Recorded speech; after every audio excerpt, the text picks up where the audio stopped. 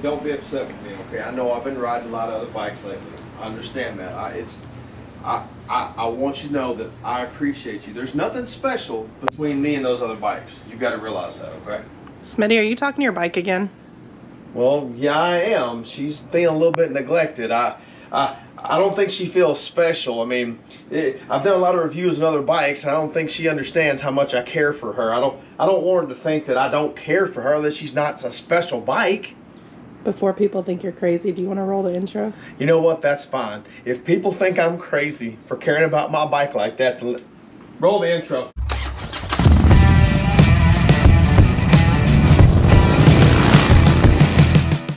And before we start the video, remember to do your part by hitting the like button, leaving me a comment, and hit that subscribe button and the bell icon so you can get notifications. Actually, I'm doing a rehash video of the review of my 2014 Honda Valkyrie because I had quite a few people ask me questions that I didn't answer on the first video. It was actually the first video I really ever made where I spoke on camera and talked about the bike. So here I am rehashing that video. So first thing, it is a 2014 Honda Valkyrie. So it does have, you've heard me talk about the motor before, but the 1832 cc flat 6-cylinder motor that came on these bikes. Now originally when these bikes first came out in 2017, they were roughly 17 grand. I got this bike for 10, which I said in the previous video. Now let's go over a few, just the basics of the bike. It is a shaft driven bike. You see the shaft drive right there. Speaking of shaft drive, I will tell you, all you Honda riders with shaft drive, here's your fill. Look in there. There's where you drain. Every time you change the oil, change that shaft drive fluid. I know that's not what the book says. It says 12,000 miles. I've had 2 different techs from Honda tell me change it every time just to be sure. So note to self, guys. Anyway, as I said before, flat 6-cylinder motor. The numbers, I can't remember the stock numbers. I think they're around 103 or 103 horsepower, and I think they say 113 foot-pounds of torque ish. I'm gonna put this thing on the dyno and figure it out for sure to see where we're at. That's gonna be a video coming up in the near future. It does have a 17-inch rear tire with a 180 on it. Got a big disc in the back, good stopping power on the brake. On the front, you have a 19-inch 130 with dual disc brakes. Now, they do have an ABS model. This is not the ABS model. I have had 0 issues with stopping power on this thing.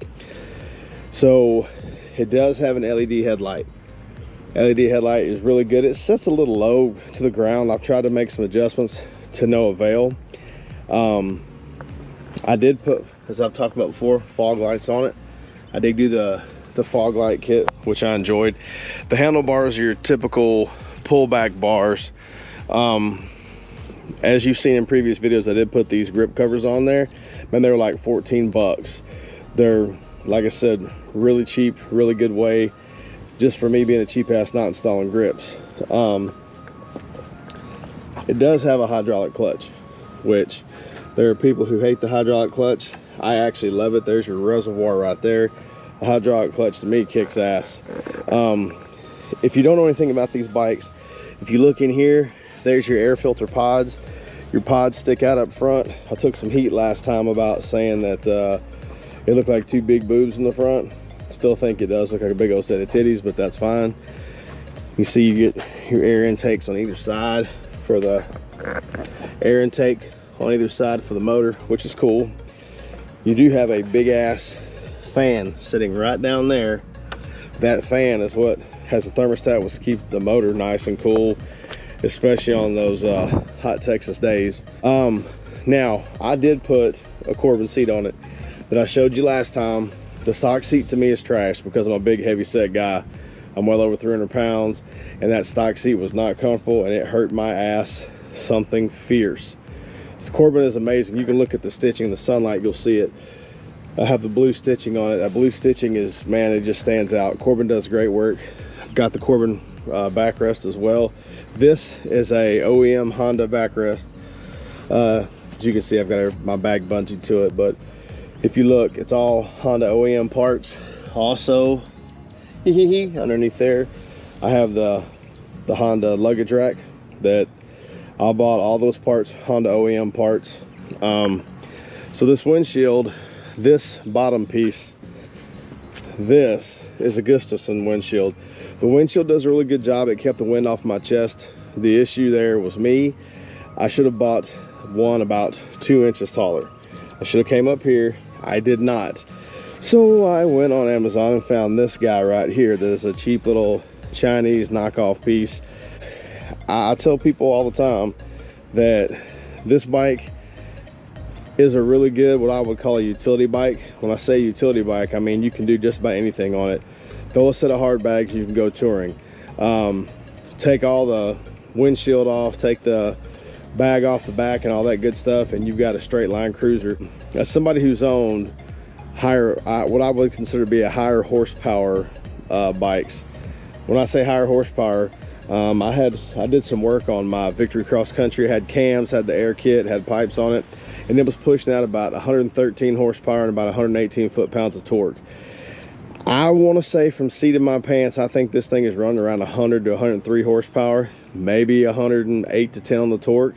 But the difference, the main difference to me that I see, that I feel, is the power delivery to the rear wheel. For some reason, that shaft, just the power to the rear wheel, it clicks so quick that I feel like this bike is faster than my Victory was. Now, something I did do, and I've talked about it, but I've never really filmed it, or rarely filmed it, was I put the engine guard on the bottom, skid pan, and as you can see right down here, a bolt and a bolt hold that together. It just clicks in here, the two bolts hold it together, and then it slides in the side here, right here. If you look, there's a bolt and a bolt on both sides. You just slide it in, put the bolts in, you bolt this to the other side, you slide it in, and there it is. My cell phone holder is a cheap, it's Car Call, and it's from Amazon, and I think it was literally like $15 or less. Hey, look at there, look at the hair. Ooh, super sexy. Anyhow, my cup holder had this. I had this that I had for my Victory, and had been using it for years. And then I bought this cheap, the ram, just the ram mount itself to hook on there, and hook this into it. So, because that's what I use for a cup holder, because it's so damn hot in Texas all the time with the humidity that you feel like if you don't have something, you're gonna get dehydrated. Now, I talked about the pipes last time, and I showed you inside the pipe where you have only one hole open and two that are dummy, and I drilled those out. I did a sound piece on that last time. I'll probably do another one again, just because the more I've broken the motor in, the more I felt like it just starts to sound better. People asked me a bunch of questions about this bike I didn't answer last time. One of the main questions I got was, is this bike comfortable? Yes, this bike is very comfortable. I said it before, I'll say it again, the stock seat is trash. I'm 5'10", I have a 32 inch inseam, and I'm super comfortable on the bike. Now, what I will tell you is that stock seat did my ass and my body zero good. After about 40-50 miles, I was in a lot of pain, did not like the way I felt on it. That's why I got rid of it. The other thing everybody asked me was, how does the bike handle? I will say like this bike is really meant to be a straight line cruiser. There's going to be some Valkyrie guys going to get pissed when they hear me say that, but hear me out here. This bike does great in a straight line. It's fast as all get out. It'll just get up and move. The bike will just flat out go. What I would say to anyone, it handles well in the corners. I've taken this thing, I've done video on me riding on 1725 on this bike, and which has good curves. Some curves that they tell you to take it at 20, and I'll take them at 40 and 50. This bike handles great in the curves. My Victory was the best handling bike I've ever owned, and this bike is a second right close to it. When I say that it handles curves, you can throw it back and forth. It feels like it's on rails. I think its forte, again, is straight line power, but you can throw this bike in the curves and not have to worry about dumping it or worry about it getting squirrely on you. Like I said, I talked about the foot pegs, but these are Kuryakin pegs. that I did put on there. Now, I talked about doing the Rivco pegs, but just didn't want to spend the money right now. It's probably going to be I'm going to get them for Christmas. And I think the longest day I've done this bike so far was right around 500 miles without any issues whatsoever. I could have done probably another 500. I was going to do an iron butt ride with Brother Cowboy, but had wound up having to work. And I was going to take this bike as is and do that ride, and I wasn't the least little bit concerned about doing that. So yes, the bike is comfortable. I would take it on long rides. Of course, I love the paint. I think the paint's beautiful, the blue. I'll go ahead and say this is the best motorcycle I've ever owned as far as what I've enjoyed. So I talked about the mods that I've done. I'll have links down there for all the mods. But again, everybody always asks, I think the stock pipes sound way too quiet. Some people love it. So I did drill out those three, the two dummy ports we talked about. The third one was already open. Everybody's got questions. Everybody says things about that. Some guys, you're gonna ruin the bike doing that. I've talked to Honda people, I don't believe so, but hey, if I did something crazy, I'll deal with the ramifications of that later. But anyway, I'm gonna do a little sound click now and see what you think.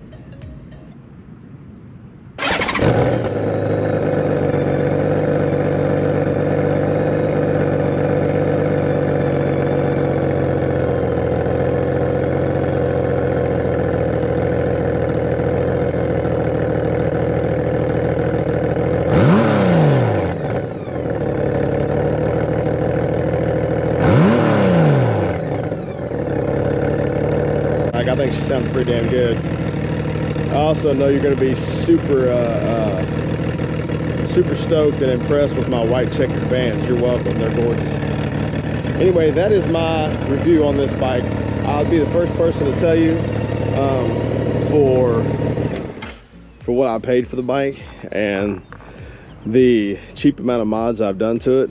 Man, it's worth it. So this is my review of the bike, and this is part two. I hope I answered the questions, because the main questions people asked me was about comfort, was about rideability, was about what other mods I would do. I'd love to have the bars taller, which I said in the last video, but I haven't been able to find any bars or anything that's compatible. Like I said, just a really good bike, good solid bike. If you've got the money and you want that 6-cylinder motor and you find one of these used, I would tell you all day to get one. Hey, what's up, y'all? I just want to tell you thanks for watching the video. Yeah, I know this is a rehash of a review I've done before on Daphne Blake, the 2014 Honda Valkyrie. In the last video, I made that video 3.5–4 months ago. I put about 1,500 more miles on her now. I feel like I know the bike better, and I also feel like there was questions that people sent me that I just didn't answer in that first video. There was mods I didn't talk about. Hell, in this one, I didn't even talk about the breakaway cruise control mod that I went on about in the first one. So I just wanted to catch some of the different aspects of the bike and talk about it, because I really do enjoy the bike. It's become my favorite motorcycle I've ever owned at this point. I can safely say that now. Like I said, hey, I also want to give a shout out to Texan Picker real quick, because a little cutaway subscription video that was done earlier, man, he made that for me, and I appreciate that. So now you guys don't have to hear my whole spiel. But if you have any questions about the bike, hey, feel free to leave me a comment or send me a DM on Instagram, and I'll be happy to answer anything you want me to. Now, I want you guys to have a great day. Let's try not to be assholes to each other, and I'll see y'all next time.